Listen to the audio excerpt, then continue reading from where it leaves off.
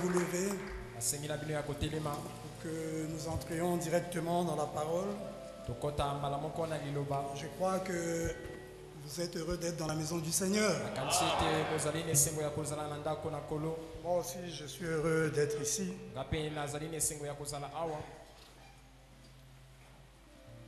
Malgré les petites secousses, mais je comprends que c'est le diable. Le diable qui ne veut pas que le travail de Dieu se fasse tel que Dieu le veut. Le mercredi, quand je suis monté ici, c'était vraiment difficile pour moi. J'avais même demandé que vous me souteniez dans les prières. J'aime toujours quand je dois monter prêcher, faire comme le prophète le demande. Et qu'un prédicateur doit sortir fraîchement de la présence de l'Esprit, du Saint-Esprit. Et ailleurs, il montre qu'il doit se retirer même 3 heures avant la prédication. Et le mercredi, depuis le matin, j'étais en train de rouler. Pour certaines situations. Et j'étais rentré un peu tard à la maison, juste le temps de méditer un peu et de venir. Vous savez, nous ne voulons jamais nous habituer au Saint-Esprit.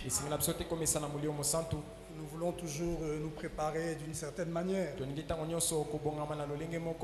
Donc, mais Dieu dans sa grâce nous avait soutenus. Et grâce à vos prières. Et je crois qu'il le fera encore aujourd'hui. Alors nous allons prier. Oh Père béni, nous t'aimons Seigneur pour tout ce que tu ne cesses de faire pour nous. Tu ne cesses de prouver ton amour envers nous. Nous indignes. Mais nous savons Seigneur que pour nous, cela nous prouve que tu nous as aimés, tellement aimés, que nous ne saurions vraiment pleinement décrire ton amour et saisir la profondeur, la hauteur, la longueur et la largeur de ton amour. Mais tu ne nous demandes pas de comprendre mais de croire. Croyons que tu nous aimons, que tu nous aimes. Et nous en retour, nous voulons t'aimer comme toi tu le désires. Et nous sommes ici pour apprendre à mieux t'aimer, Père. Donne-nous une dose de ton amour, Seigneur, dans nos cœurs. Et nous ne regarderons à plus rien d'autre qu'à toi seulement. Oh Seigneur, accorde-le pour chacun. Nous sommes ici pour cela.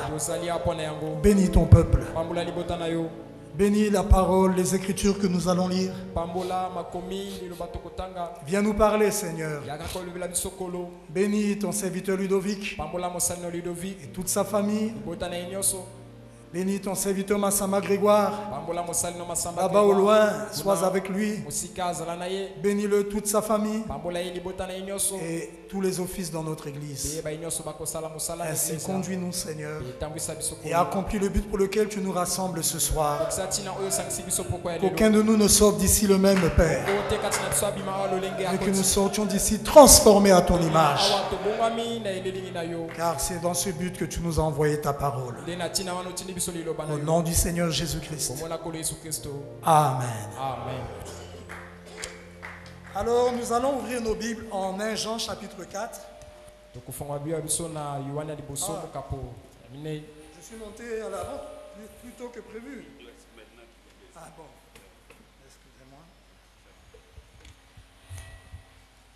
1 Jean chapitre 4. Le verset 17.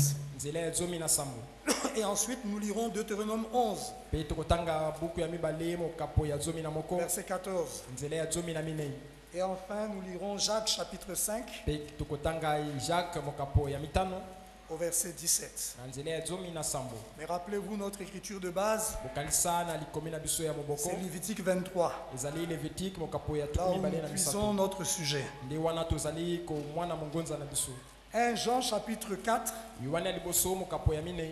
C'est avant l'Apocalypse. Avant Jude qui vient avant l'Apocalypse.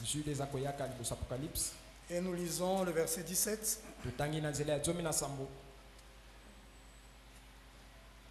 Tel il est, tel nous sommes aussi dans ce monde. C'est en cela que l'amour est parfait en nous, afin que nous ayons de l'assurance au jour du jugement. La crainte n'est pas dans l'amour, mais l'amour parfait bannit la crainte. Car la crainte suppose un châtiment. Et celui qui craint n'est pas parfait dans l'amour. Dieu veut que nous soyons parfaits dans l'amour. Et l'amour parfait est descendu en ce temps de la fin, dans notre âge. Le baptême du Saint-Esprit place en nous l'amour de Dieu. Parce que la Bible déclare que l'amour de Dieu est répandu dans nos cœurs par le Saint-Esprit qui nous a été donné. C'est Romains chapitre 5 verset 5. Mais cet amour n'est pas encore parfait, parce qu'il a une plénitude à atteindre. Et la plénitude de cet amour, c'est quand Dieu vient coiffer. La pierre de fête, c'est l'amour. L'amour parfait. Est-ce que vous comprenez? Donc cet amour doit grandir en nous. Par le baptême du Saint-Esprit, tu reçois l'amour de Dieu. Mais il doit grandir. Et tout ce que Dieu fait a une plénitude. Abraham déclare que la plénitude de la justification vous introduit dans la sanctification. La plénitude de la sanctification vous introduit dans le Saint-Esprit, le baptême du Saint-Esprit. Et la plénitude du Saint-Esprit, du baptême du Saint-Esprit, parce qu'il y a une plénitude que tu dois recevoir, vous introduit dans l'adoption. Tout ce que Dieu fait a une plénitude. Tout ce que Dieu fait commence et doit grandir. Même dans le naturel, un fruit ne pousse pas sur les branches et directement il est mûr. Non. Le naturel est un type du spirituel. Le fruit naît d'abord et il y a un temps qu'il passe jusqu'à atteindre la maturité. Même un enfant qui naît, s'il naît déjà avec 1m60 de la barbe, il parle, il sort, il dit bonjour maman, je suis là. Même si tu avais subi une césarienne, mais tu vas fuir. Pourquoi? Parce que ça ne se fait pas comme ça. Il sort, c'est un homme, oui, mais il est bébé. Et il doit grandir, atteindre la maturité. Est-ce que vous comprenez? C'est comme ça que Dieu travaille dans le naturel. Et c'est ainsi qu'il travaille dans le spirituel. Le bonhomme déclare que la nature c'est Dieu. Est-ce que vous comprenez? Et Dieu a dévoilé par la nature ses œuvres en rapport avec son peuple et son église. Deutéronome chapitre 11. Nous lisons le verset 14. Il est écrit: je donnerai à votre pays. Lisons à partir du verset 13. Si vous obéissez à mes commandements, condition. Les bénédictions de Dieu sont sous condition. Si vous obéissez à mes commandements que je vous prescris aujourd'hui, si vous aimez l'Éternel votre Dieu, et si vous le servez de tout votre cœur et de toute votre âme, je donnerai à votre pays la pluie en son temps, la pluie de la première et de l'arrière saison, et Donc, conséquence de ces deux pluies, ces deux pluies ont comme conséquence, et tu recueilleras ton blé, ton mou, le mou c'est le vin, et ton huile. Donc quand les deux pluies viennent, quand les deux pluies tombent, il faut qu'il y ait une récolte. Nous lisons au chapitre 5 du livre de Jacques. Jacques 5, le verset 17. Jacques 5, 17. Il est écrit.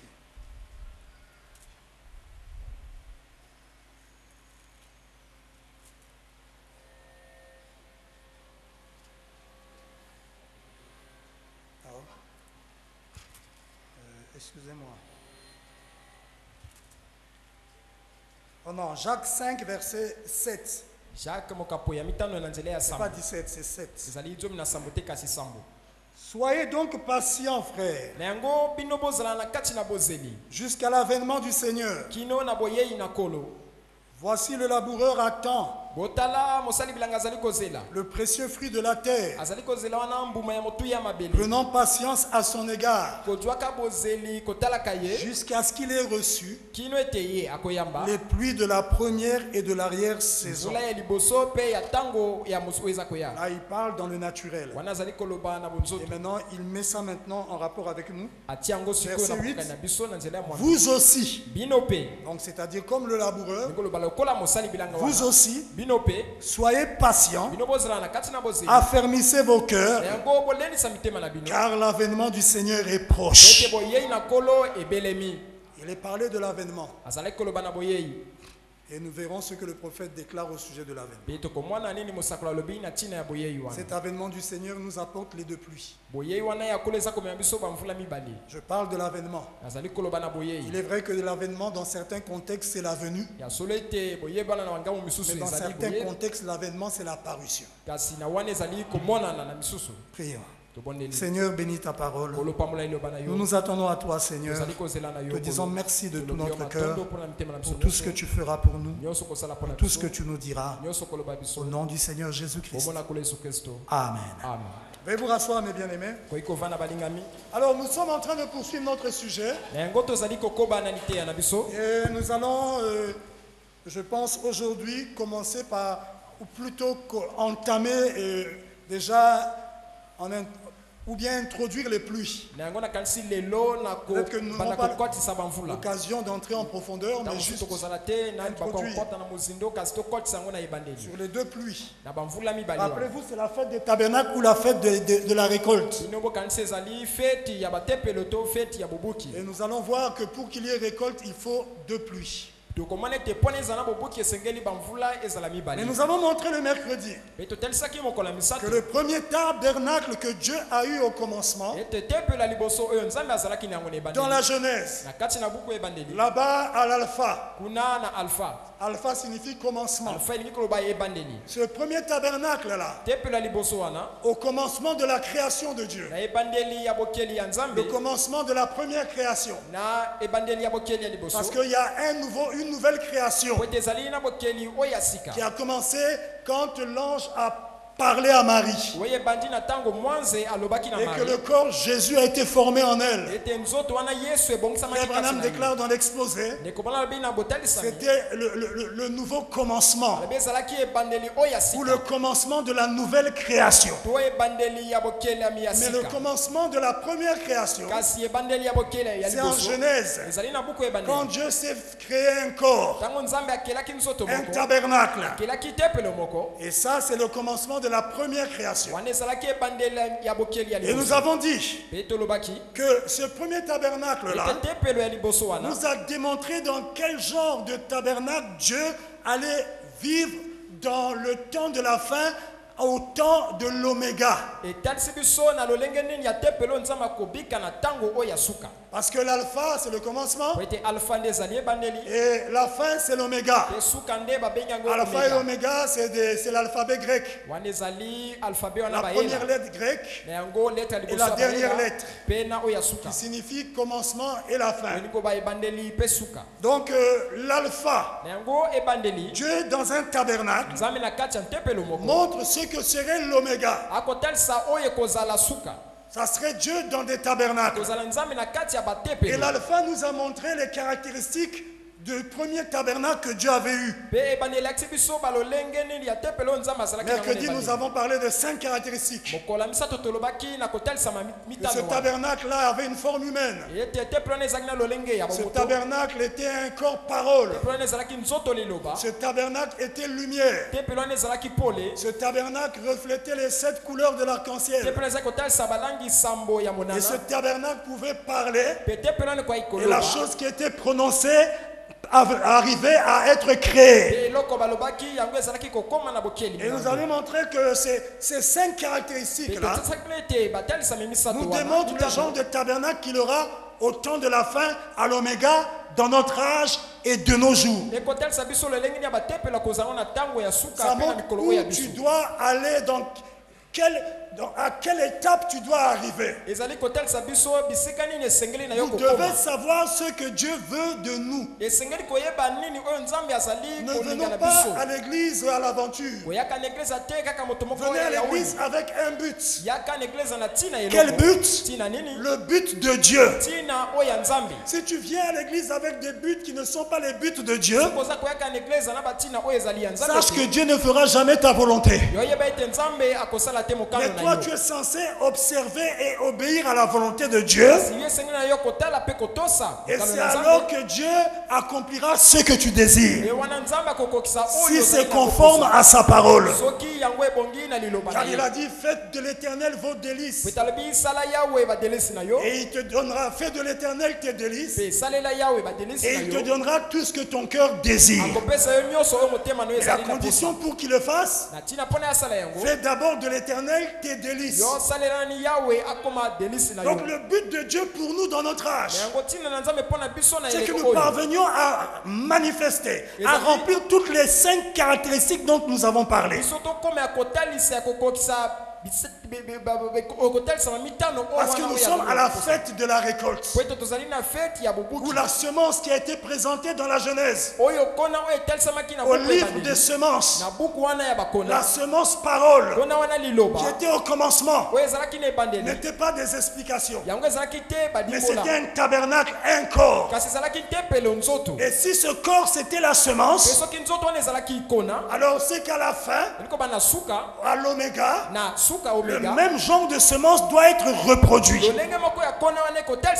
le prophète déclare dans la prédication Christ, plutôt dans la prédication le chef-d'œuvre. Il dit que quand une semence est semée et qu'elle germe et elle sort une tige, ensuite les graines comme le plant de blé, ensuite la balle, et enfin dans la balle se forme le grain. Et le grain atteignant la maturité, Frère Branham déclare l'alpha, c'est-à-dire la semence qui était semée au commencement, devient l'oméga. Donc elle revient à la fin. Donc ceux qui étaient au commencement doivent revenir à la fin. Est-ce que vous êtes avec moi?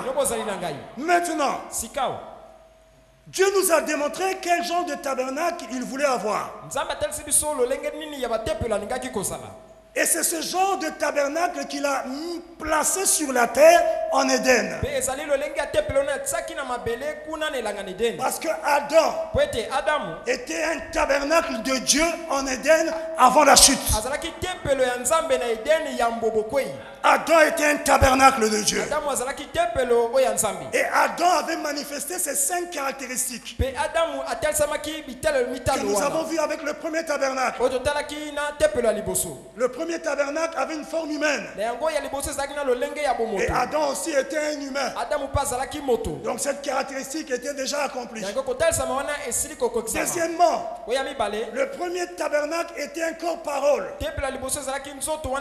Et Frère Branham déclare qu'Adam était une parole semence parlée de Dieu. Adam était la parole. Au commencement, il était la parole. Je peux te lire ça dans l'exposé des 7 âges de l'Église. C'est la page 171. Frère Branham déclare: le premier fils Adam était la parole semence parlée de Dieu. Adam était la parole de Dieu. Il lui a été donné une épouse pour qu'il se reproduise. Et s'il avait attendu le temps de Dieu, que Dieu lui dise: reproduis-toi et voici le moyen. Parce que Frère Branham déclare qu'en fait ils étaient encore fiancés. Et s'il avait attendu le temps de Dieu, il dit qu'il aurait produit Jésus. Parce que Ève allait enfanter par la parole parlée qu'Adam allait prononcer. Elle aurait cru, elle aurait enfanté un fils à l'image d'Adam. Et comme Jésus est le second Adam et le dernier, donc ce fils-là qui était à l'image d'Adam serait Jésus. Et il n'y aurait que des Jésus sur la terre. C'est pourquoi quand Satan est venu interrompre ce programme de Dieu, Dieu a travaillé pour restaurer les choses. Et il a dit: toutes les familles de la terre porteront le nom de Jésus. Le nom, c'est la nature. Pas seulement que tu portes le nom, je suis chrétien, ou je porte le nom de Jésus, mais tu as la nature de Jésus. Donc Dieu atteindra ce but-là. Son plan que Satan avait interrompu, Dieu va l'atteindre, ce plan-là. Donc, c'est dans ce but que l'épouse lui a été donnée, pour qu'il se reproduise, pour qu'il produise un autre fils de Dieu. Vous lirez dans la parole parlée, la semence originale, il approfondit vraiment cette chose-là. Il dit qu'elle devait enfanter un Jésus. Il dit, il lui avait donné une épouse pour qu'il se reproduise, pour qu'il produise un autre fils de Dieu. Mais elle est tombée. Elle est tombée par l'hybridation. Elle l'a conduit à la mort. Donc là, Frère Branham dit qu'Adam était la parole semence parlée de Dieu. Donc il avait accompli la deuxième caractéristique du premier tabernacle, qui était un corps parole. Et Adam aussi était la parole. La troisième caractéristique, c'est que le corps parole était la lumière. Et Adam aussi, lorsque Dieu l'avait créé, il était lumière. Est-ce que vous le savez? La Bible déclare que quand Dieu devait créer l'homme, il n'a pas utilisé le même langage que lorsqu'il devait créer tout ce qui se trouve dans la nature. Pour créer les œuvres que nous voyons dans la nature, il a dit qu'il y ait la lumière, qu'il y ait l'arbre, qu'il y ait ceci. Mais lorsqu'il devait créer l'homme, il a dit: faisons l'homme à notre image. Il n'avait pas créé les animaux à son image. Non, non, non, non, non. Ou toutes les autres œuvres de la création, ce n'était pas à son image.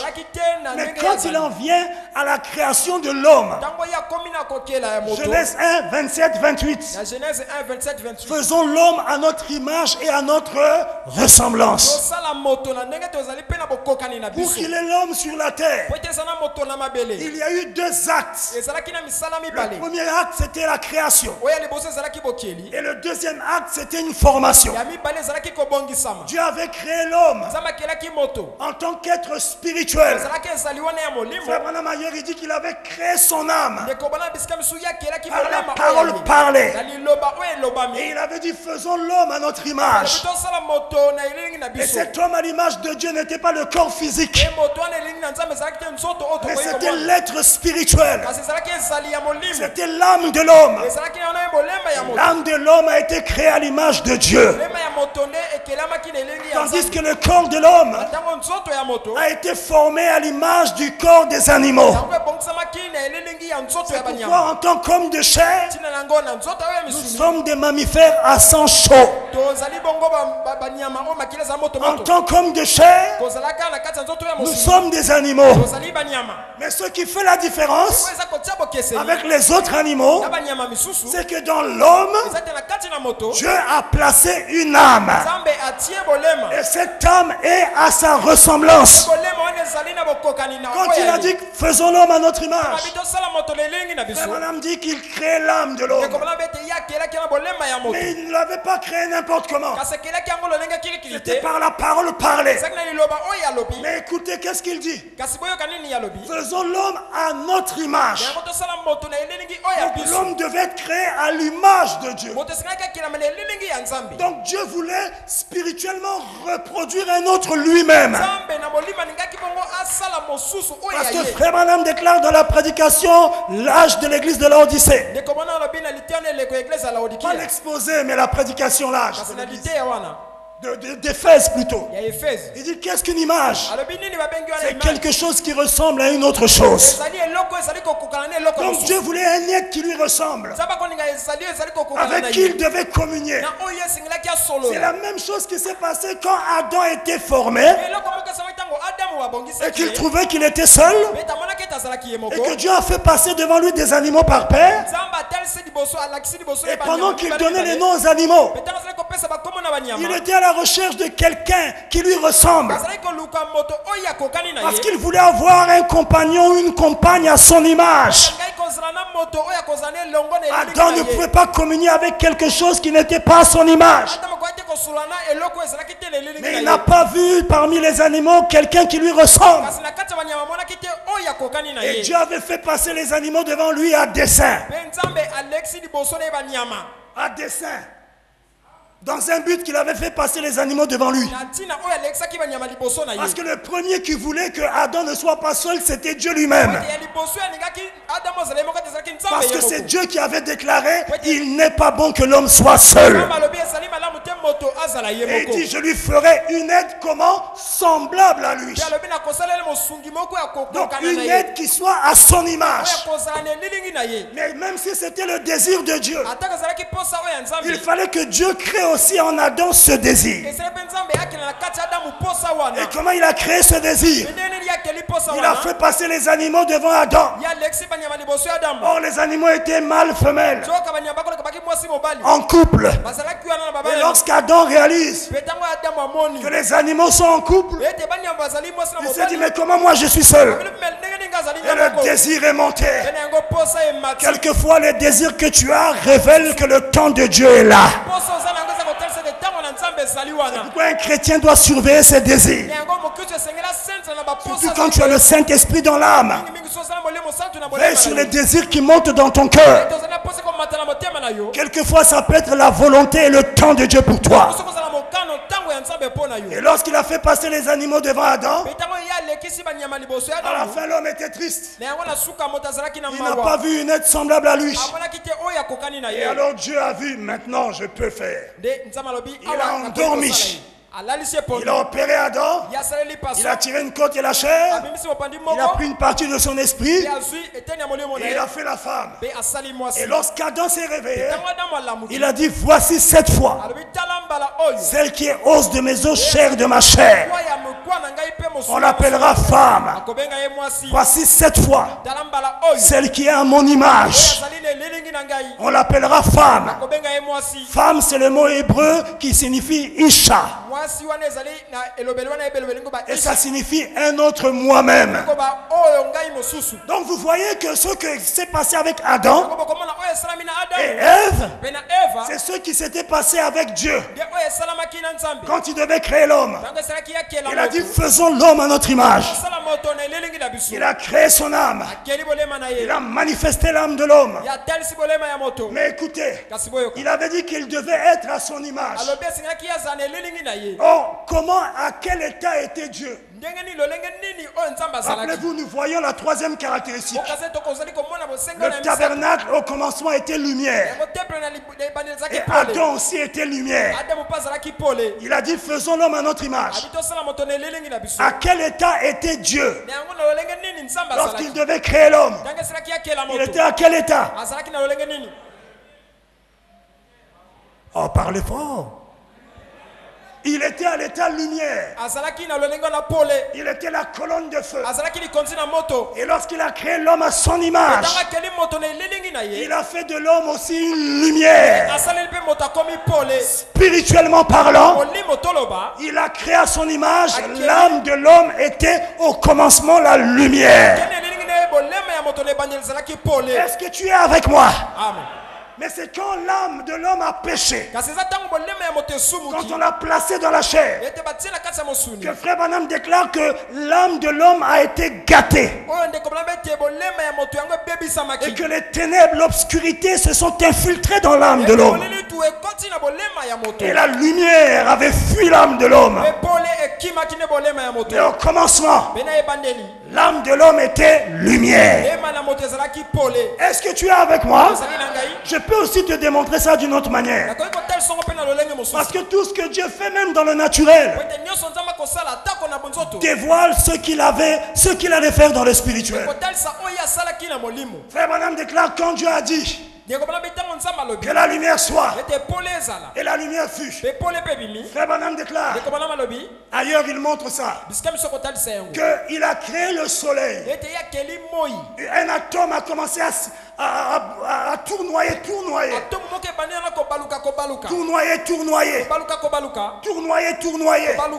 Et c'était le soleil qui était formé. Et pendant que ça tournoyait, il y avait des explosions. Des parties du soleil se détachaient. Des parties du soleil semblables au soleil. Le soleil est une boule de feu. Et les parties du soleil qui se détachaient étaient aussi des boules de feu, mais plus petites que le soleil. Et en se détachant, ça s'éloignait du soleil. Et en s'éloignant, ces boules de feu se sont éteintes. En s'éloignant, les boules de feu qui s'éloignaient, c'était les planètes que Dieu était en train de créer. Et il dit que toutes les planètes viennent du soleil. Il dit que la terre elle-même vient du soleil. La terre elle-même était au commencement une boule de feu. Mais en s'éloignant du soleil, du grand soleil, elle s'est refroidie. Et des cendres sont apparues. Mais la preuve que la terre vient du soleil, c'est qu'au fond de la terre, il y a du feu là-bas. Est-ce que tu es avec moi? Amen. C'est ce qui s'est passé avec l'homme. Quand il avait créé l'homme à son image, l'âme de l'homme était lumière comme Dieu était lumière.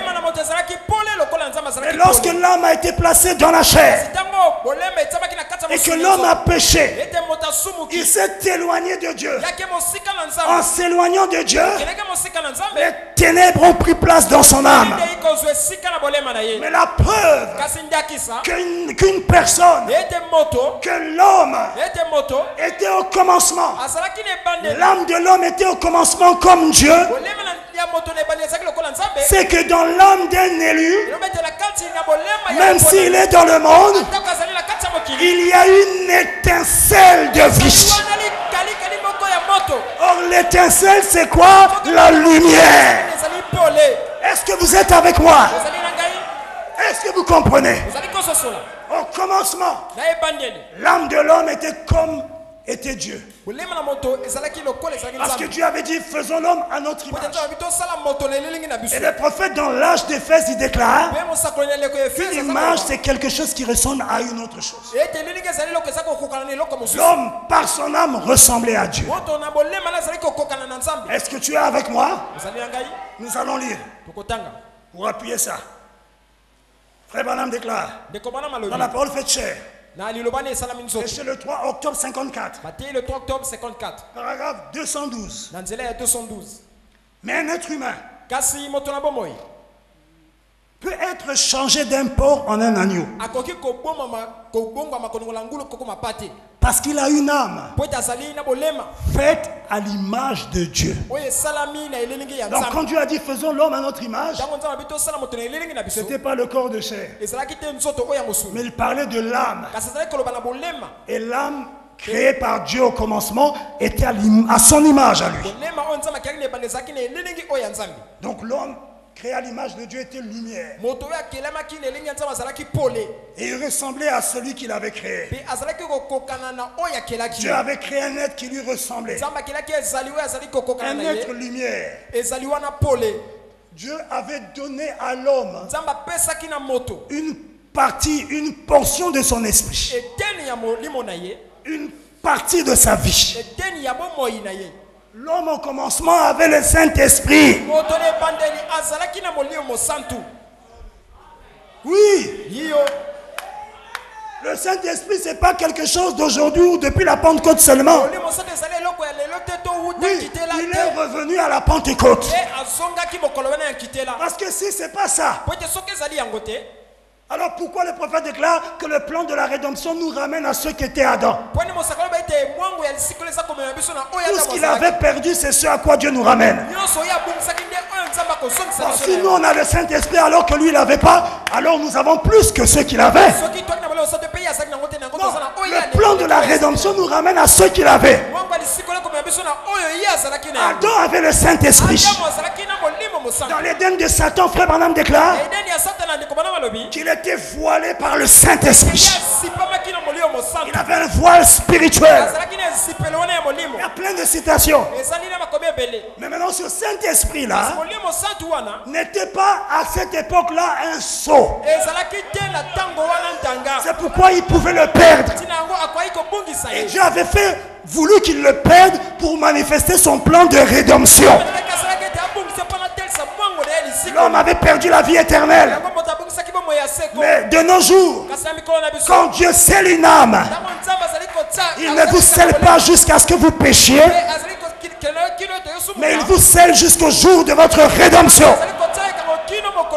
C'est un sceau qui ne peut plus vous quitter. Mais au commencement là-bas, l'homme avait le Saint-Esprit. Mais ce n'était pas un sceau. Parce que Dieu voulait placer l'homme dans les conditions de la chute. Pour permettre la chute. Afin de se faire connaître. Et quand il a créé l'homme à son image, il lui a donné une portion de son esprit. Il ne lui a pas donné tout son esprit. La plénitude de l'esprit n'était pas en Adam. Même depuis le commencement, il y a toujours l'aspect portion. Depuis le commencement là-bas, il y a la portion. Et de nos jours, il y aura la plénitude dans un homme. Non. La plénitude, c'est seulement en lui, Dieu. Et cette portion de son esprit était une partie de sa vie. Écoutez le prophète dans le Messie. Paragraphe 17. Bien, il a été créé à l'image et selon la ressemblance de Dieu. Il parle de l'homme. Cela fait que quand Dieu l'a créé, Dieu lui a donné une portion de son esprit. Dieu n'a pas deux esprits. Il est esprit et il est saint. C'est pourquoi on parle de Saint-Esprit. C'est pas qu'il est devenu Saint-Esprit seulement à la Pentecôte. Depuis le commencement, il était Saint-Esprit. Même dans l'éternité, si vous voulez. Est-ce que vous comprenez? Il est esprit et il est saint.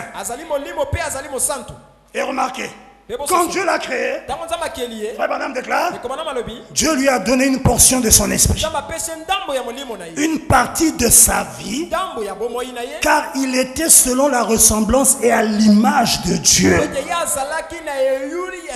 Qu'est-ce qui faisait qu'il soit à l'image de Dieu? La portion de l'esprit qu'il lui avait donnée. L'âme de l'homme était un petit soleil. Et Dieu lui-même était le grand soleil.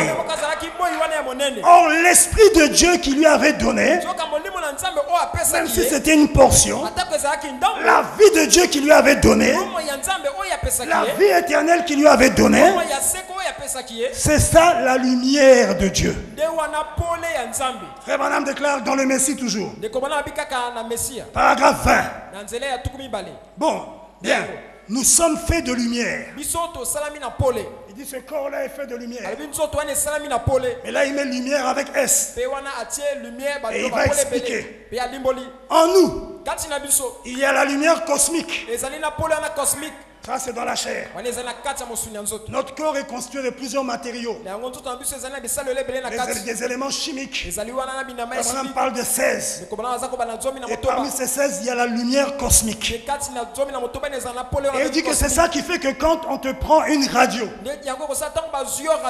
avec les rayons X, la radio là n'utilise pas de lumière propre. Mais elle utilise la lumière qui est à l'intérieur de toi. Et c'est ça qui permet de refléter tes organes. Il dit notre corps physique est constitué de lumière cosmique. Il dit cette lumière cosmique est une lumière qui leur permet de prendre des radios avec le rayon X. Ce rayon X ne vient pas de la source du rayon X. Il vient de votre propre lumière. Maintenant écoutez le prophète. Alors si cette lumière cosmique, disons, pouvait être amenée à ne plus être de la lumière cosmique, mais une lumière éternelle, c'est qu'en dehors de la lumière cosmique, il y a une autre lumière. Et si cette lumière cosmique pouvait être amenée à ne plus être de la lumière cosmique, mais une lumière éternelle, il met des points d'exclamation. Donc il y a quelque chose qui se passerait là. Il dit Dieu peut habiter souverainement en nous. Donc quand cette chose-là arrive, Dieu peut habiter souverainement en nous pour penser à notre place, marcher à notre place, parler à notre place. Alors ce n'est plus l'homme, c'est Dieu dans l'homme. Si cette lumière cosmique peut être amenée à ne plus être de la lumière cosmique, mais une lumière éternelle, comment ça doit arriver? C'est quand tu reçois la lumière éternelle en toi. Et la lumière éternelle, c'est le Saint-Esprit. Et quand cette lumière éternelle grandit tellement en toi, ça commence à engloutir même ta lumière cosmique. Alors là, Dieu a le contrôle total. Là, tu deviens quelqu'un de spécial. Dieu est à la prééminence dans l'homme. Dieu veut avoir le contrôle total de ta vie. Il veut régner sur chaque fibre de ton être, sur chaque cellule, sur chaque partie de ton être, que ce soit l'âme, que ce soit l'esprit, que ce soit le corps. Il veut régner. Mais pour arriver à ça, il faut d'abord que tu reçoives le baptême du Saint-Esprit qui vient sous la forme d'un petit bouton blanc en toi. Et plus tu ôtes les racines d'amertume, plus tu te consacres, la lumière là augmente. Elle grandit, elle occupe tout l'âme. Après, ça occupe tout l'esprit jusqu'à prendre le contrôle de la chair. Alors là, tu n'as même pas à faire ta pour prophétiser. Tes paroles deviennent des prophéties. Tu es là, tu calmes, tu parles, mais c'est Dieu qui parle. Il nous a été promis en Apocalypse 10. Jean, mange le livre. Mange le livre. Parce que tu dois prophétiser. Jean représente aussi l'épouse. Et nous avons reçu le livre. Le petit livre ouvert. La révélation de toute la parole. Ne gardons pas le livre dans la main. Mais avalons le livre. Avale le livre, Jean. Et lorsque tu avales le livre, qui est la parole, qui est l'onction, parce que je crois que cette parole, c'est ça le Saint-Esprit aussi. Lorsque tu avales le Saint-Esprit, lorsque tu manges le Saint-Esprit, comment tu manges le Saint-Esprit? En ponctuant amen à la parole. Et alors le Saint-Esprit va grandir. Et tu vas prophétiser. Savez-vous que nous avons reçu un ministère? L'épouse doit prophétiser. Il faut que tu prophétises. Le troisième poule est une prophétie. Parce que le troisième poule, c'est prononcer la parole avant que la chose ne soit créée. Et si tu prononces la parole avant que la chose ne se manifeste, alors ça c'est la prophétie. C'est pourquoi nous sommes dans l'âge des aigles. Abraham était l'aigle. L'aigle prophète. Mais toi et moi, nous sommes loin de l'onction d'aigle. Nous sommes des petits prophètes. Frère Branham même déclare: oh, je me sens bien. Ça descend, ça descend. Tout ça, je n'ai pas préparé. Frère Branham déclare: le prédicateur du Nouveau Testament, c'est quoi? Un prophète. Quand je parle, en ce moment, je prophétise. Fils de l'homme, prophétise sur ces eaux. Prophétise. C'est le temps de prophétiser. Même si les eaux sont morts, secs, il n'y a plus la vie, plus de traces de vie. Mais la prophétie de l'épouse du temps de la fin va créer la vie. Tu es un petit prophète. Est-ce que tu es un fils de l'homme? Si tu es un fils de l'homme, c'est que tu es un prophète.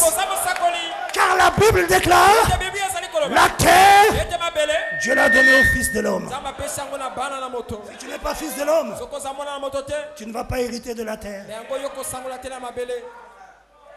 Or, le titre de propriété est descendu pour nous permettre d'entrer en possession de notre héritage. Il faut que tu sois un fils de l'homme. Ah, j'étais où là? J'ai fait une balade. Quand cette lumière cosmique peut être amenée à ne plus être de la lumière cosmique, mais une lumière éternelle, Dieu peut habiter souverainement en nous pour penser à notre place, marcher à notre place, parler à notre place. Alors ce n'est plus l'homme, c'est Dieu dans l'homme. Dieu ayant le contrôle de son tabernacle. Et il dit bien, l'homme il a la lumière,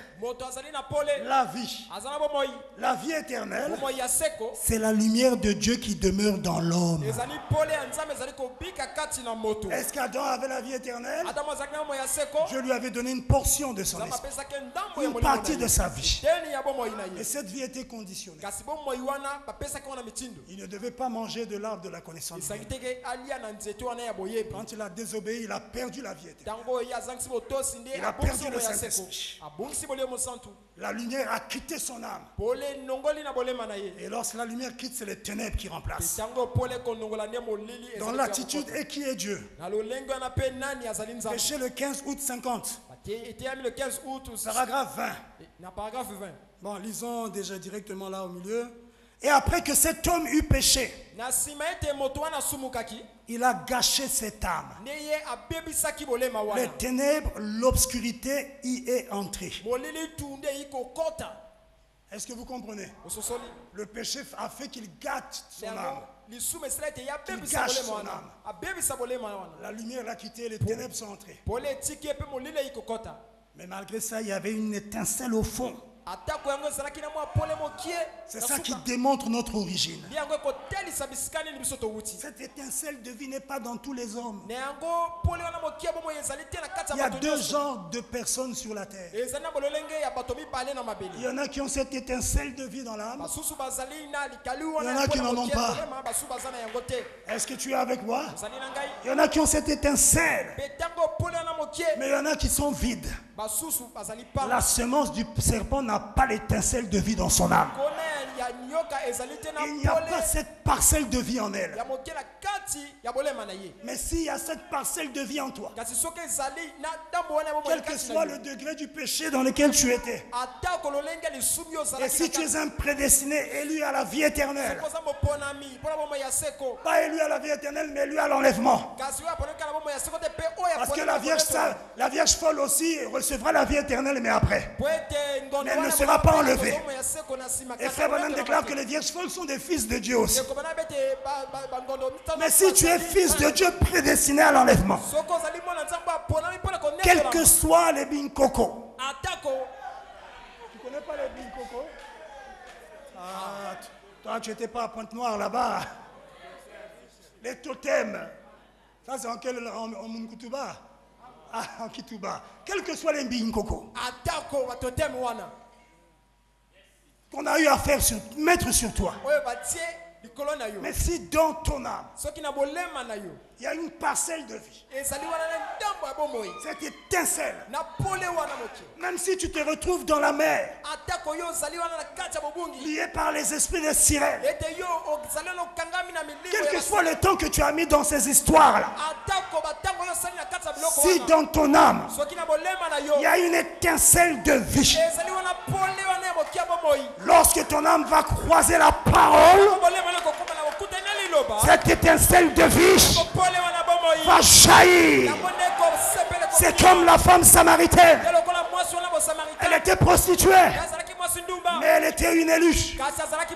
Et lorsqu'elle a croisé le ministère du Fils de l'homme au puits de Jacob, où elle allait puiser de l'eau dans cette vieille église, elle est allée là-bas. Elle a vu le Fils de l'homme en action. La parcelle de vie qui était en elle. Frère Branham dit que c'est venu à la vie.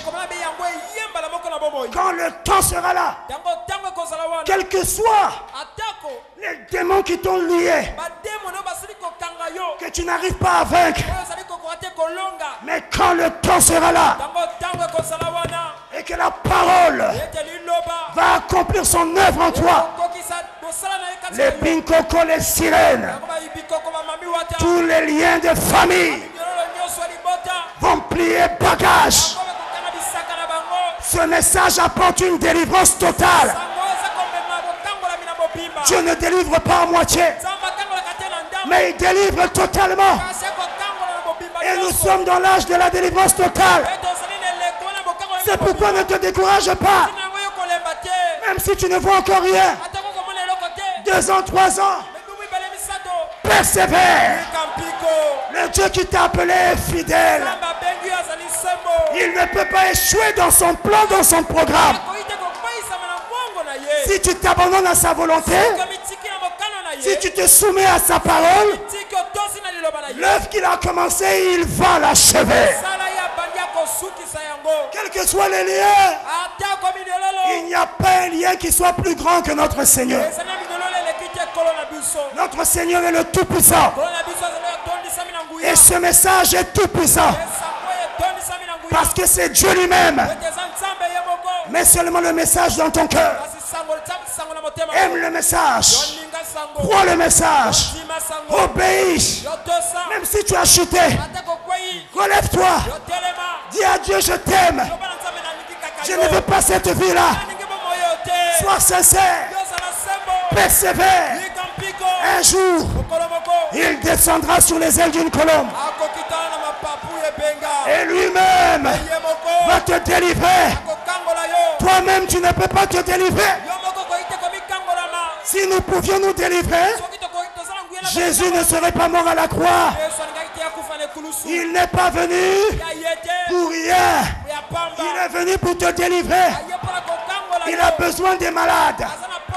Ceux qui ont des maladies spirituelles, qui n'arrivent pas, c'est à eux qu'il va prouver qu'il délivre. Mais quand de par toi-même, tu crois être quelque chose, parce que tu as vaincu. Tu as vaincu. Tu crois que ce sont tes efforts. Alors il ne pourra pas être glorifié. Là, tu vas te glorifier toi-même. Mais je te dis, la vraie délivrance, c'est Jésus seul. Est-ce que tu es avec moi? Et après que cette âme eut péché, il a gâché cette âme. Les ténèbres, l'obscurité y est entrée. Et alors Dieu est descendu, il a vécu dans l'homme. En Jésus. Il a souffert avec l'homme. Il a racheté l'homme. Et le Saint-Esprit entre dans l'homme et ôte de lui cette obscurité. Pourquoi? Parce que le Saint-Esprit, c'est la lumière éternelle. Et il le ramène dans une communion parfaite. Une partie de Dieu. Et maintenant, nous, par le sang de Christ, qui nous purifie du péché, nous devenons des fils et des filles de Dieu. Donc le Saint-Esprit ramène la lumière dans l'âme. La lumière éternelle. Frère Branham le déclare dans l'unité d'un seul Dieu dans une seule église. Au paragraphe 157. Il dit quand l'Esprit de Dieu entre dans le cœur de l'homme, tout son intellectualisme disparaît tout simplement. Être intellectuel, ce n'est pas un péché. Car je vais aller plus loin vous dire que nous tous, nous sommes intellectuels. Parce que chacun de nous a l'intellect. L'intellect est un sens de l'esprit. Un sens du raisonnement. L'intelligence, si vous voulez. Mais maintenant, pour d'autres, ça a été aiguisé par les études. Mais quelqu'un peut être né au village, ne pas être allé à l'école. Mais s'il ne croit pas la parole, mais il repose sur son intellect. Par rapport à la connaissance qu'il a de la vie, c'est peut-être les coutumes, mais il se base sur son intellectualisme. La connaissance des coutumes qu'il a et auquel il obéit. Est-ce que je me fais comprendre? Mais pour certains, cet intellectualisme a été élevé encore, aiguisé par les études. Mais tu peux être un chrétien, mais un grand intellectuel. Ah oui? Paul avait étudié. Paul. Dans la famille de Dieu, il y a des chrétiens de toutes sortes. Je vous dis la vérité. Il y a des Moïse qui a étudié les sciences égyptiennes. Ah, il devait devenir pharaon. Et l'Égypte à l'époque c'était la première puissance. Les maîtres des sciences humaines. Même de la magie et des sciences, tout ça. Et il avait étudié ça. Parce qu'un pharaon devait être doté d'une grande connaissance. Un pharaon devait être un géant cérébral. Oui. Il devait connaître. Mais pourtant, il n'a pas trouvé Dieu dans ces choses. Jusqu'à ce qu'il rencontre Dieu au buisson ardent. Et quand Dieu entre dans ton cœur, tu ne vas plus reposer sur l'intellectualisme. Tu peux enseigner la philosophie à l'école, parce que tu es prof de philosophie. Mais comme tu es aussi chrétien, quelquefois tu vas lâcher la parole. Ah oui! Il nous est appelé à prêcher partout. Même à l'école, oui. Il y a des professeurs ici qui ont amené beaucoup d'élèves de leur école ici. Ils enseignaient les leçons, mais après ils prenaient un temps d'exhorter. Toute notre influence doit être utilisée pour amener les âmes à Christ. Dieu a fait de toi un directeur. Et ceux qui travaillent sous toi n'ont jamais entendu parler du message. Honte à toi! Il y a quelque chose qui ne va pas. C'est que tu n'as pas vraiment avalé le message. Parce que si tu avales le message, ça sera doux dans ta bouche. Tu voudras en parler. Tu voudras en témoigner. Même si tu es chef. Mais un chrétien n'est pas chef selon le monde. Un chrétien n'a pas les allures des chefs du monde. Mais un chrétien est un chef selon la parole. Parce que son identité, c'est d'abord qu'il est chrétien. Un chrétien ne frime pas comme les chefs du monde. Orgueilleux frimeur. Non, un chrétien n'est pas comme ça. Un chrétien, tes travailleurs vont dire on a eu des chefs, mais ce chef-là, il est spécial. Ça, c'est le plus grand témoignage. C'est plus qu'un mort qui ressuscite. Parce que ça, c'est la vie. La vie qui part. Et la vie que tu as parlera toujours. Si c'est la vie de Dieu, elle parlera de Dieu. Elle manifestera la nature de Dieu. Ah oui. Même si tu es domestique, tu ne subis pas l'influence de ton chef. Tu le respectes, oui. Mais si tu dis une chose et que tu sens de lui parler, tu dis chef ou patron ou je ne sais pas comment. Mon Dieu a dit dans la parole, mais ceci c'est pas ça, ceci c'est pas bien. Si tu crois chef, Jésus peut te guérir. Voilà un panneau publicitaire. Il fait la publicité de son Seigneur partout où il est. C'est pas que les travailleurs là où tu travailles. Un jour je suis allé il y a longtemps dans une société de la place.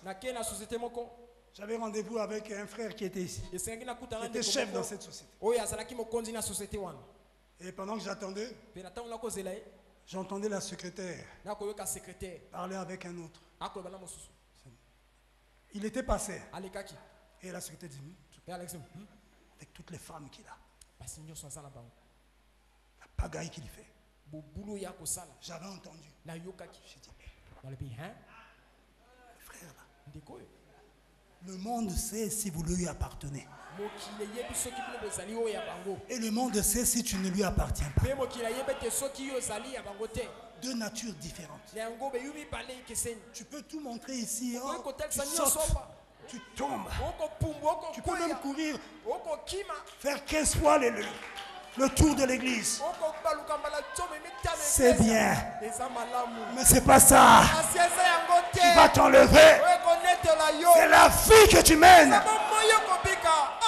Et nous sommes de l'âge de la vie littérale de Jésus. Ça fait mal un tel témoignage. Et après on va entendre des histoires. Ah, lui là, bouffe l'argent des gens. Ah, un chrétien. Oh, il y a quelque chose qui ne va pas. Reçois la lumière éternelle dans ton âme. Et les ténèbres, l'obscurité vont disparaître. Quand l'Esprit de Dieu entre dans le cœur de l'homme, tout son intellectualisme disparaît tout simplement. Ça ne veut pas dire que la connaissance que tu avais du monde disparaît. Mais tu ne vas plus t'appuyer sur ta propre compréhension. Tu vas t'appuyer sur la parole. Tout son intellectualisme disparaît tout simplement. Et l'obscurité ainsi que les doutes s'évanouissent tout simplement.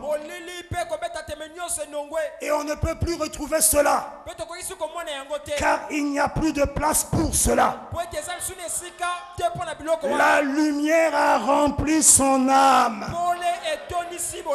Il marche dans la lumière. Il est dans la lumière. Il est un enfant de Dieu. Et Dieu l'aime. Est-ce que vous comprenez que le premier tabernacle était lumière? Qu'Adam aussi par son âme était lumière. Mais il avait perdu ça.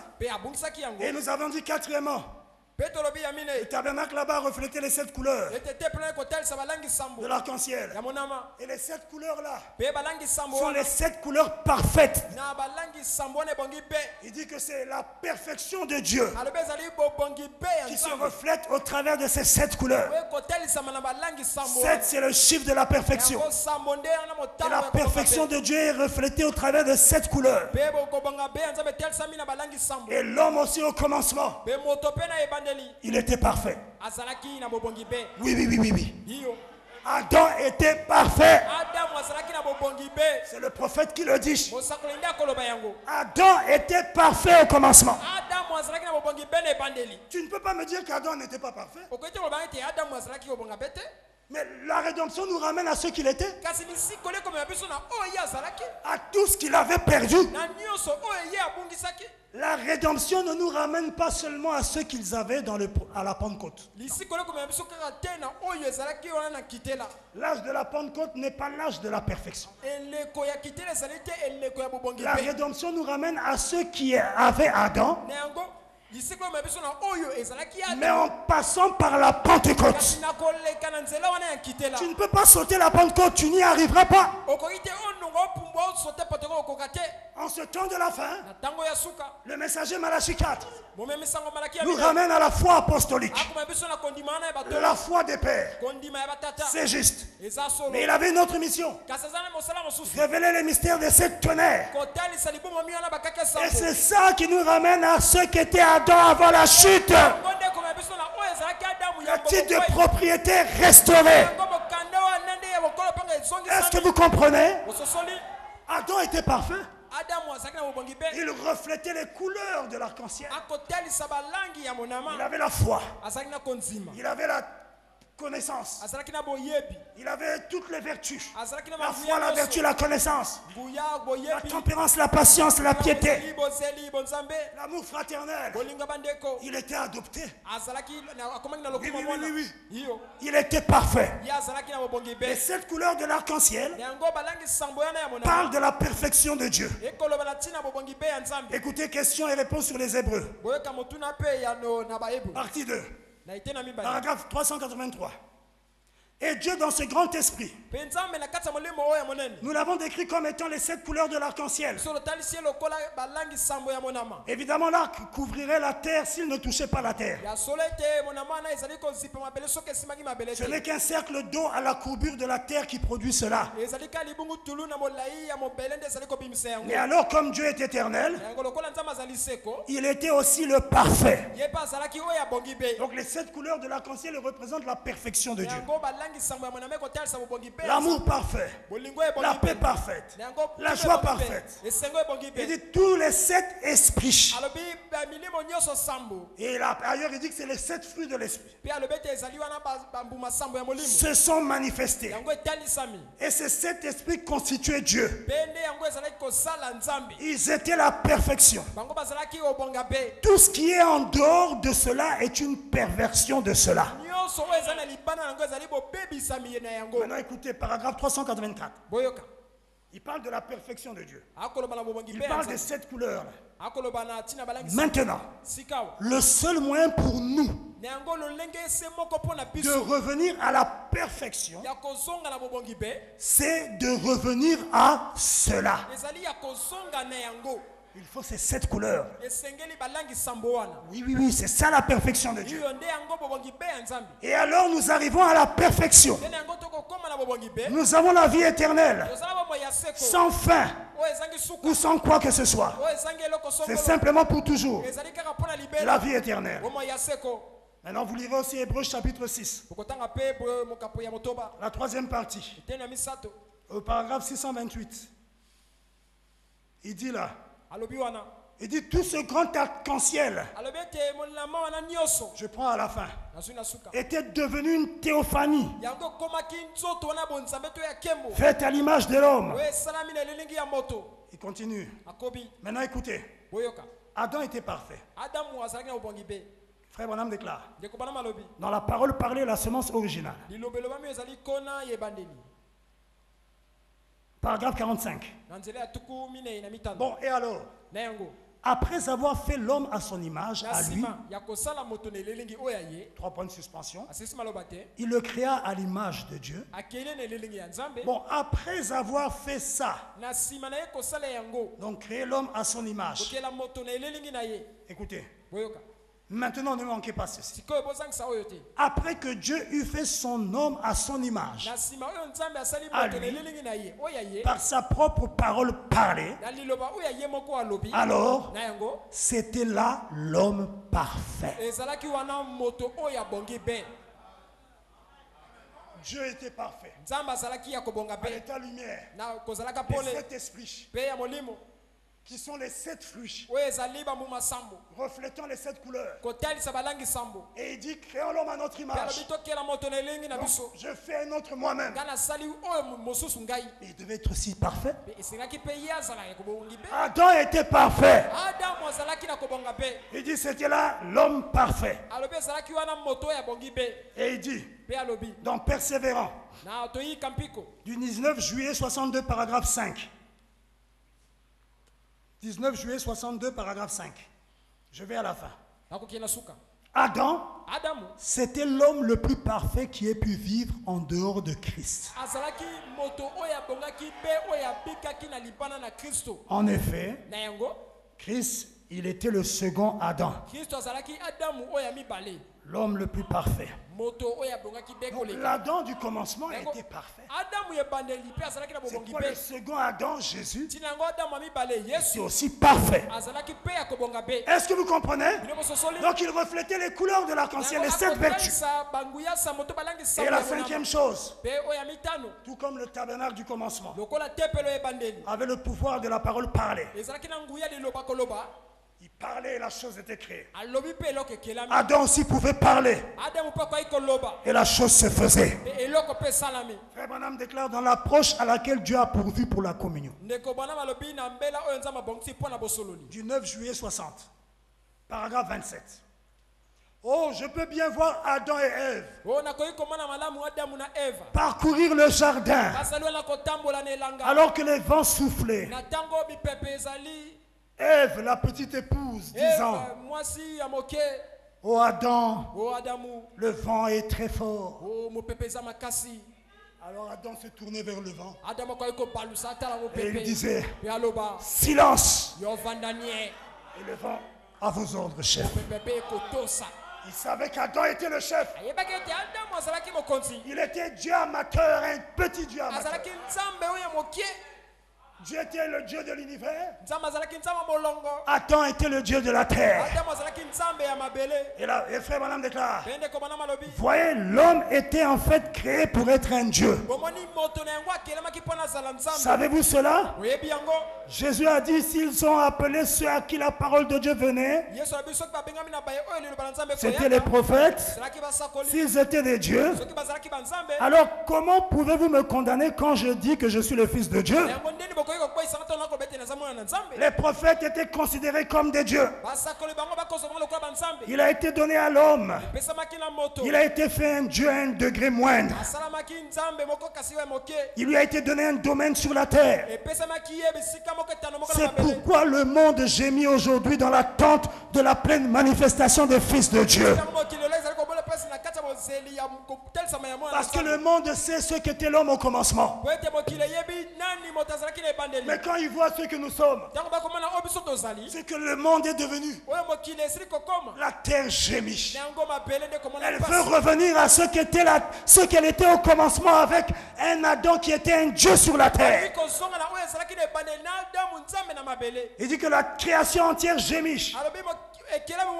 C'est pourquoi le monde gémit aujourd'hui, dans l'attente de la pleine manifestation des fils de Dieu. Il dit, oh, il y a un grand et profond enseignement béni là-dessus. Qu'un jour l'homme regagnera sa position convenable. Et la terre sera son domaine. Il parlera à l'arbre ou à la montagne et à n'importe quoi. Et cela ira bien en place, tel que c'était censé être. Si vous dites à cette montagne, ôte-toi de là, il dit, ça va s'accomplir. Donc écoutez, le frère Branham déclare, prêché le 12 juillet 60, paragraphe 36. Écoutez, frère Branham, tout est possible à celui qui croit. Il n'a pas dit tout sauf. Tout est possible à celui qui croit. Point. Est-ce qu'il a dit sauf? Tout. Frère, où nous sommes, alors que nous nous plaignons, il a dit tout est possible à celui qui croit. Nous avons à notre portée des ressources inexploitées de Dieu pour manifester Dieu. Un jour, je lisais une prédication. Une jeune fille avait l'appendicite qui allait éclater. Et les parents ont fait venir frère Branham. Arrivé sur place, frère Branham a vu, si vous l'amenez à l'hôpital, elle va mourir avant d'arriver. Il dit, il fallait que quelque chose soit fait rapidement. Mais comme Dieu ne peut pas faire sans la foi de la personne malade, vous n'êtes pas guéri sur la base de notre foi simplement. Mais vous devez croire vous-même. Frère Branham a fait sortir les parents. Il a fermé la porte. Il dit, sœur, tu es une chrétienne? Tu es une croyante? Il dit, frère Branham, je suis membre de telle église. Il dit, c'est pas ce que je t'ai demandé. Est-ce que tu as la foi? Il dit, frère Branham, je suis peut-être choriste dans la chorale. C'est pas ça. Est-ce que tu as la foi? Il dit, frère Branham, je suis chrétien. Il dit, frère Branham lui dit, parce que là, il faut qu'il soit fait quelque chose sur le tout de suite. Sinon, tu vas mourir. Bon, si tu dis que tu as la foi, regarde au plafond là. Il y avait un pendule, quelque chose. Il dit, par ta foi, fais bouger ça. D'un côté, de l'autre, d'un côté, de l'autre, et alors stabilise ça. Elle a dit, ah, mais ça c'est la magie. Frère Branham a dit, oh, mais tu m'as dit que tu avais la foi. Est-ce que le Seigneur n'a-t-il pas dit tout est possible à celui qui croit? Elle dit, frère Branham, on ne m'a jamais enseigné ça. Mais oui, vous ne pouvez pas vivre au niveau de ce qu'on ne vous a pas enseigné. C'est pourquoi vous devez trouver une église où vous enseigne le plein évangile. Vous devez trouver une église où vous enseigne ce que tu dois être, ce que tu es appelé à être. Oui, oui, oui. Et elle a dit, frère Branham, toi tu peux faire ça? Il dit oui. Il dit regarde. Il regarde. La chose bouge.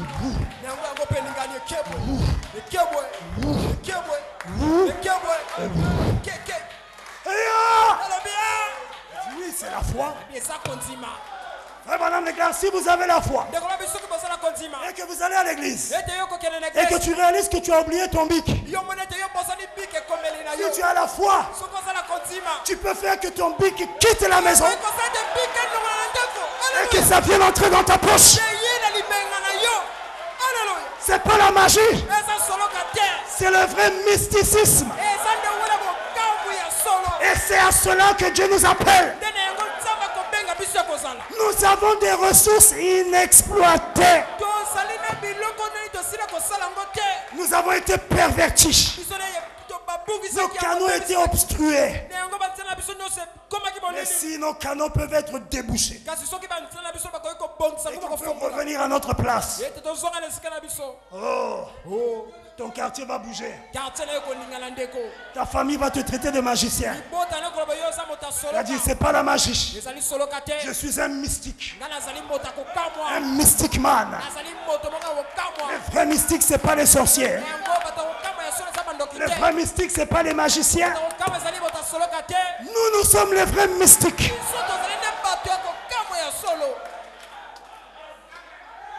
Tu ne sais pas ce que ta langue peut produire.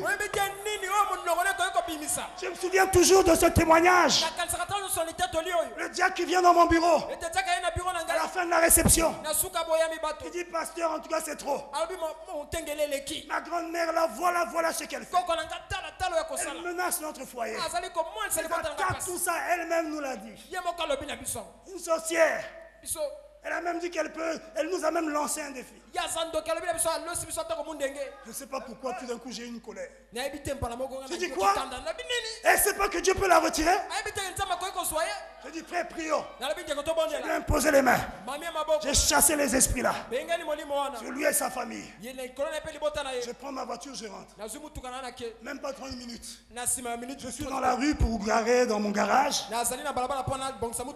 Le téléphone sonne, c'est le diacre. J'ai dit, ah, mais là je vais faire la manœuvre. Non, je descendais.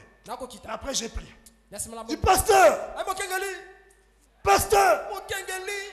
Pasteur! La grand-mère dont je t'ai parlé là, elle vient de mourir. On m'a appelé. Elle était sur la chaise. Elle est tombée KO. J'ai eu peur. Qu'est-ce que j'ai fait? Non, c'était une sainte colère. Tu ne peux pas continuer à défier Dieu et rester indemne. Nous sommes des mystiques. Oh, n'aie pas peur. Tu ne sais pas en qui tu as cru.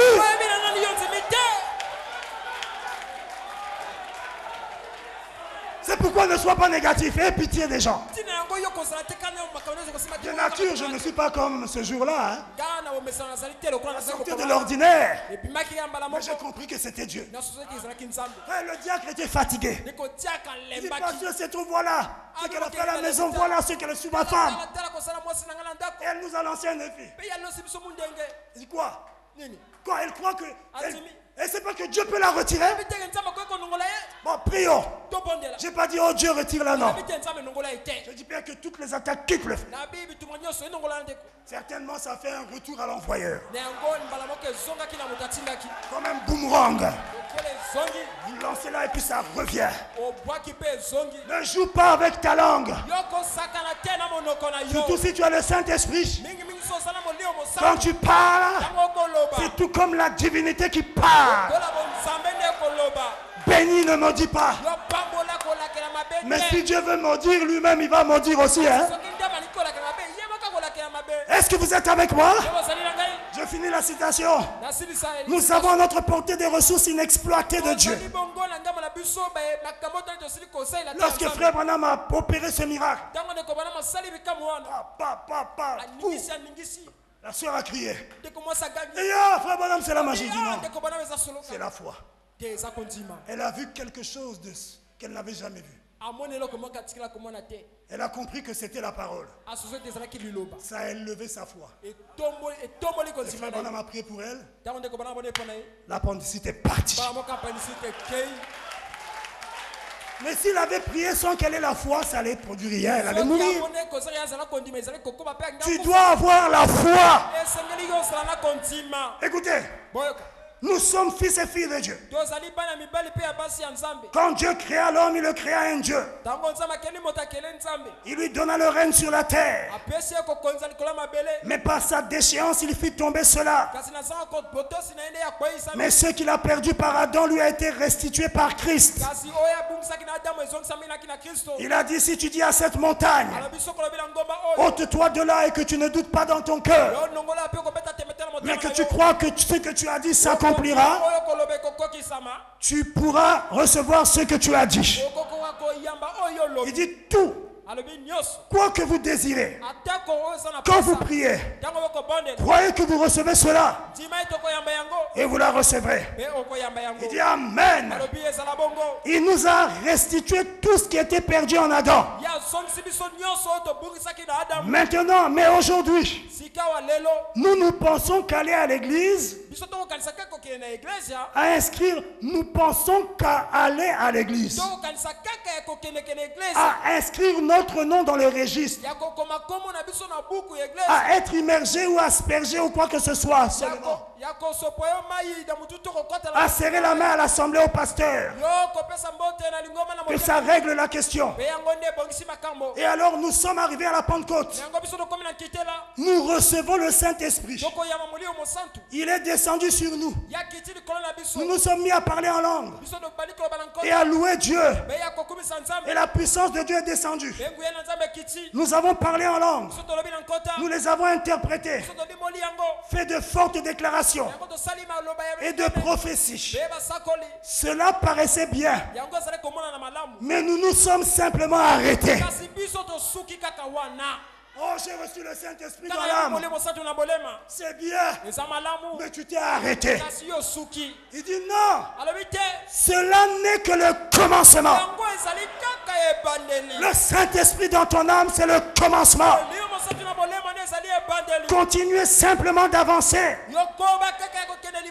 Continuez d'avancer sans cesse. Dieu compte sur nous. Dieu compte sur toi. Répète. Dieu compte sur moi. Dieu compte sur moi. Dieu compte sur moi. Dieu compte sur moi. Dieu compte sur moi. Alors tu dois croire ça. Dans notre âge, il compte sur nous. Parce que c'est l'âge où la signature du Fils, c'est la signature du Père. Il dit, toi, fais le travail. Toi, vas-y. Je compte sur toi. Pour parler, il compte sur toi. Pour agir, il compte sur toi.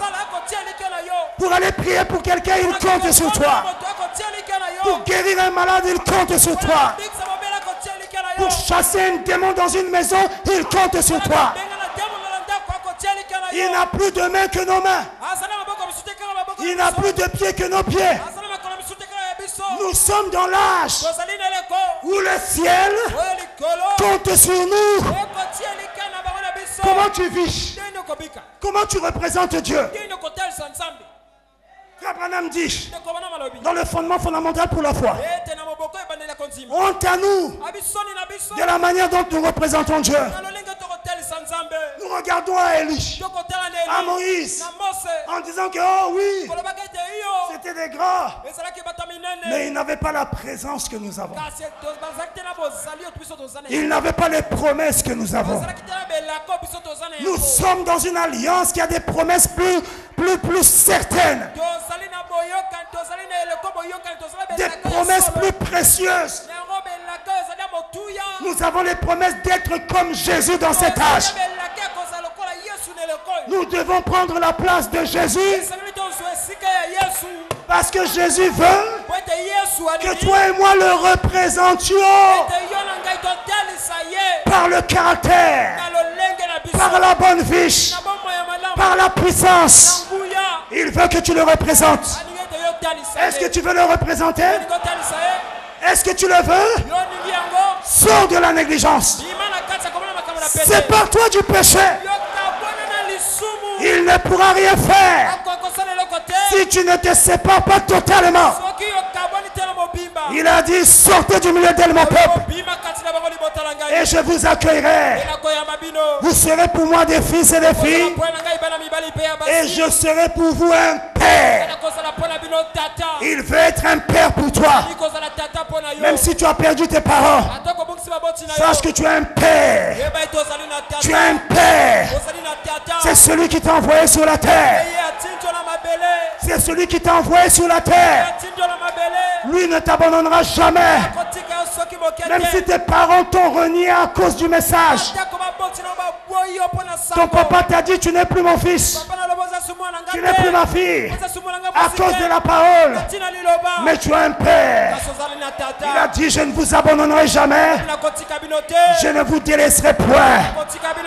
Ne t'inquiète pas. Ta vie a un sens. Ta vie a un but. Même si tu sembles voir que ta vie n'a aucun sens, mais sache que dans le livre de Dieu, le plan de ta vie a déjà été écrit. Et tout ce qu'il a prédestiné pour toi, rien n'arrêtera cela. C'est pourquoi je ne m'inquiète pas de l'avenir. Je sais qu'il prend soin. Il prend soin. Il prend soin. Et toi, est-ce que tu prends soin de la parole?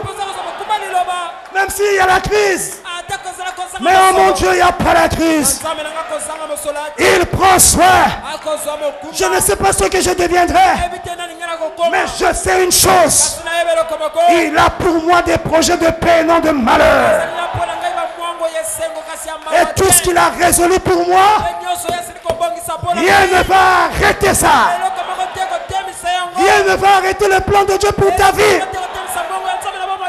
Nous sommes dans l'âge de la plénitude. Tout ce que Dieu t'a prédestiné va arriver.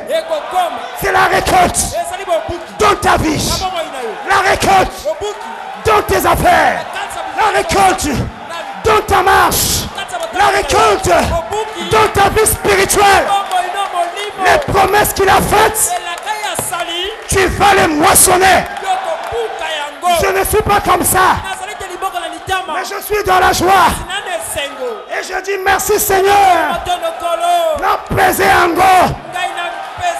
Quand les soucis veulent venir, je pèse ça. Parce que je sais que mon Rédempteur est vivant. Même la maladie qui t'embête, il a dit je suis l'Éternel. Oh, je me sens bien. Je suis l'Éternel qui te guérit de toutes tes maladies.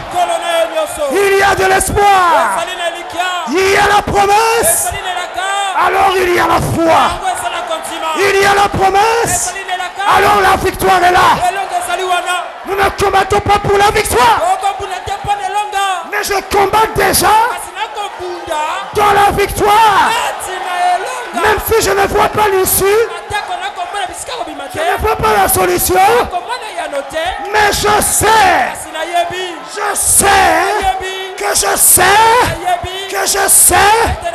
que mon Rédempteur est vivant. Reçois la paix. Shalom. Que la joie vienne. C'est la récolte. Lève-nous, on va prier.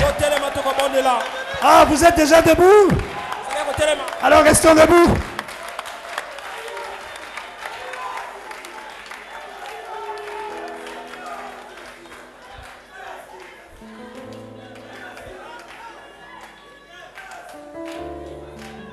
Ce n'est plus le temps.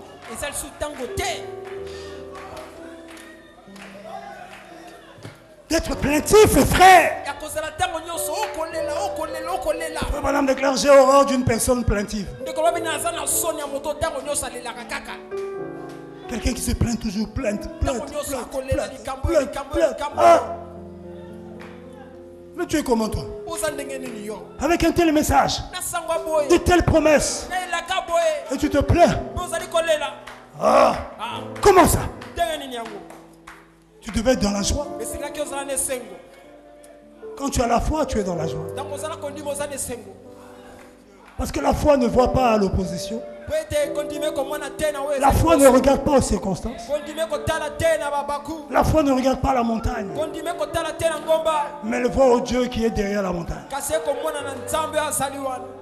La foi ne regarde pas aux nuages.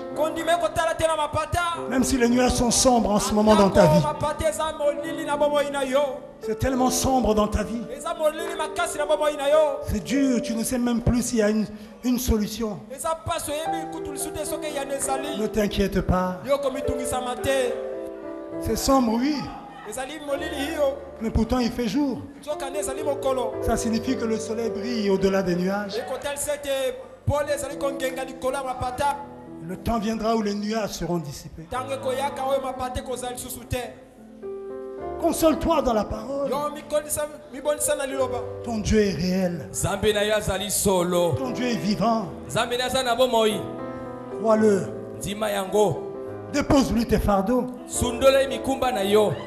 Tous tes fardeaux, donne-les à Jésus.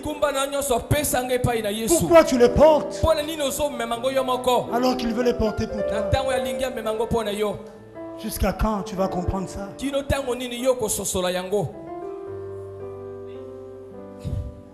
J'ai cherché en Jésus l'ami qui est toute chose pour moi. J'ai trouvé en Jésus l'ami. C'est le plus beau d'entre 10 000 pour mon âme. Il est le lys de la vallée et en lui seul je trouve ma purification et ma guérison. Oh, ma réconfort. Dans les peines. Il y a les peines, mais tu as un réconfort. Dans les tourments. Il y a les tourments, mais tu as un appui.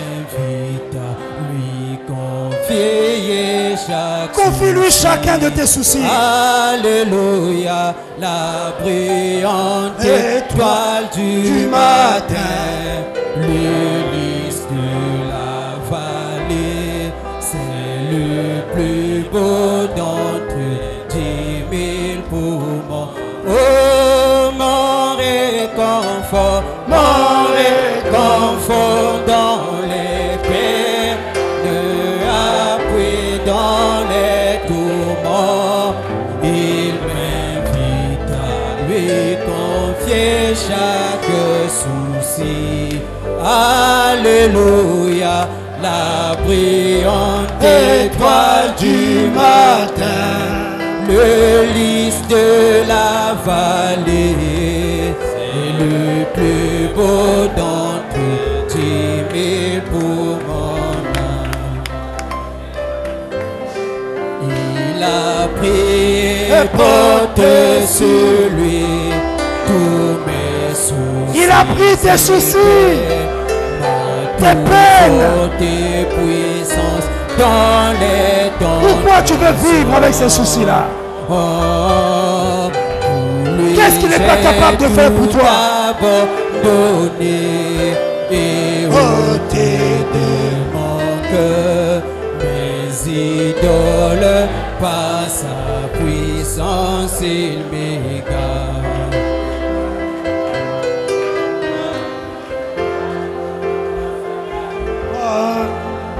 Pour que Satan me tente par Jésus, j'atteindrai sûrement le but. Oui, alléluia, tu vas atteindre le but. brillante étoile du matin, le lys de la vallée, c'est le plus beau d'entre 10 000 poumons. Oh, même si le monde m'abandonne, ou que Satan me tente par Jésus, j'atteindrai sûrement le but.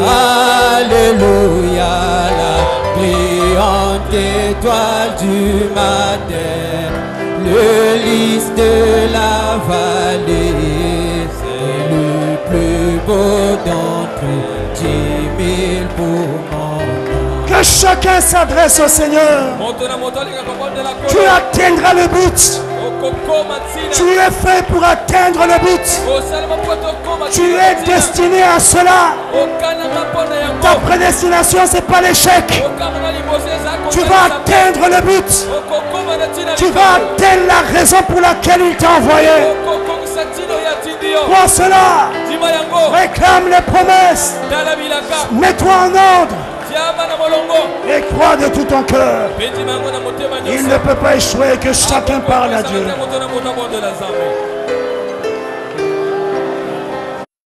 Tant que j'ai la foi et fais sa volonté, un mur de feu autour de moi. Maintenant je ne crains rien. Famille se nourrit de ça. Oh, alors à vie dans la gloire, pour voir sa face bénie, la chambre, le feu de délice. Alléluia, la brillante étoile du matin.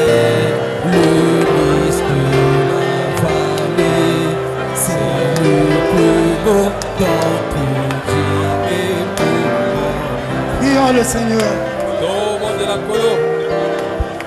Alors que le frère Olive va prier, crois, tout est possible à celui qui croit.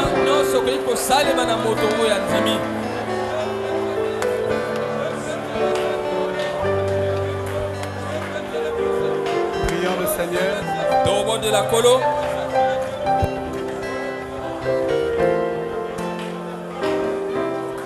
Glorieux, bien-aimé Père éternel,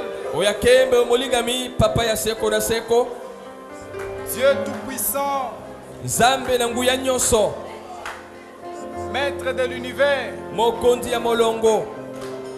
tu es le roi des rois, tu es le Seigneur des seigneurs. Oh Dieu, oh Zambé, aujourd'hui nous croyons que nous sommes bénis, Seigneur. Car quand nous regardons ce que tu as fait pour nous, ce jour-là au calvaire, cela est une assurance bénie pour nous. Et nous croyons, Seigneur,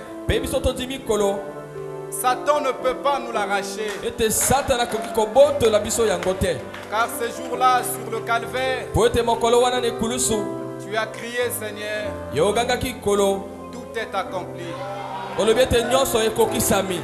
Tu as payé le prix pour le pardon de nos péchés.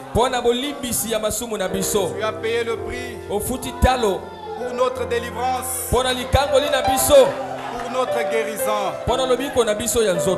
C'est qu'aucun homme ne pouvait le faire. Oh Dieu, oh Zambé, il est écrit dans ta parole que tu es le même hier, aujourd'hui et éternellement. Seigneur, si hier tu as guéri, Seigneur, aujourd'hui tu es capable de le faire. Tes enfants ont cru à la parole. Il y en a qui ont levé leurs mains, Seigneur, pour exprimer leurs requêtes. Il y a ceux qui ont touché les parties malades de leur corps. Nous savons que nous n'adorons pas un Dieu mort, mais tu es vivant. Descends maintenant parmi ton peuple sur la base de la parole qui vient d'être prêchée. Touche les corps malades, ôte les maladies dans nos corps. Délivre-nous ce soir, Car ton prophète nous dit, jamais le gagnant ne perdra. Et jamais le perdant ne gagnera. Oh Dieu! Ce n'est pas pour la victoire que nous combattons. Mais déjà en ayant la victoire, nous combattons contre Satan. Et je viens en tant que ton fils et ton serviteur. Je lève ma voix vers toi. Car tu as dit, invoquez-moi et je vous répondrai. Je t'invoque, Seigneur, pour ton peuple. Je t'invoque, Seigneur, pour tes enfants. Je réclame la délivrance totale pour chaque enfant de Dieu. Que tu libères ton peuple de toutes les forces démoniaques. Et qu'à la sortie de la réunion, Seigneur, nous soyons complètement délivrés. Seigneur, béni sois-tu. Reçois l'honneur. Reçois la gloire. Reçois toutes les actions de grâce. Parce que tu les mérites. Merci notre Dieu. Entre avec chacun de nous, Seigneur. Que la joie que tu viens de nous transmettre réparte avec chacun de nous. Que le diable ne trouve pas par où pour venir nous l'arracher. Bénis notre pasteur, ton serviteur, que tu as puissamment utilisé. Restaure ses énergies. Et souviens-toi également de notre berger, le pasteur Massamba. Bénis le pasteur Ludovic. Bénis tous les saints de Dieu. Car c'est dans le beau nom, le parfait nom, le nom de la victoire, que nous avons ainsi prié et demandé. Amen. Amen.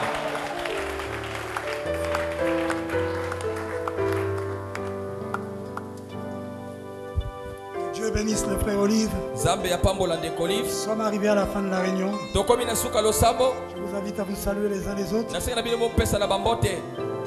Je voudrais voir dans mon bureau. Je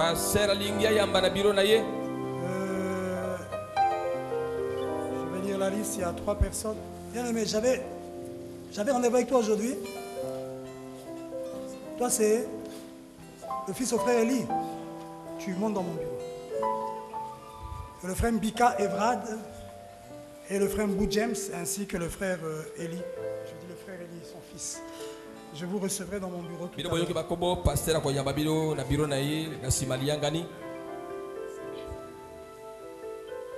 En tout cas, on fait ça dimanche, bien aimé. Vous l'amenez dimanche pour la consécration. Les membres du protocole de la pierre de fête tabernacle sont appelés à se retrouver au hangar à la fin du culte.